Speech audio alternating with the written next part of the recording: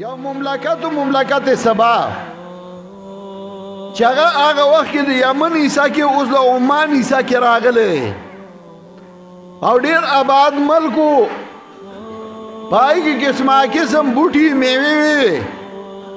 او چې یو سړی و په لاره روانو ټوکرای به په سر ایښې وه نو چې هغه به لږ مزل وکړ نو ټوکرای به د میوو ډکه شوه د لارې دواړو غاړو ته باغونه وو او په هغه ملک کې مچ ماشه لړم مار موزي څیزونه هغه ختم شوي وو ځکه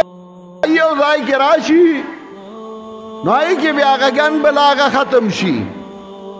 ځکه هغه ګن بلا خو په ګنده ځایونو کې او چې صفایي نو د بیزو په کوټه کې بیا روږي نو او چې صفایي نو هغې کې نه نو هغه ملک هغه ډېر صفا او آباد و او په هغې کې هغه ډیم جوړ کړی و چې 200-300 فوټه هغه دنګ او د هغې نه نهرونه ایستي وو او قرآن وایي بلدة طیبة وقدرنا فيها السير سیروا فيها لیالي وایاما آمنین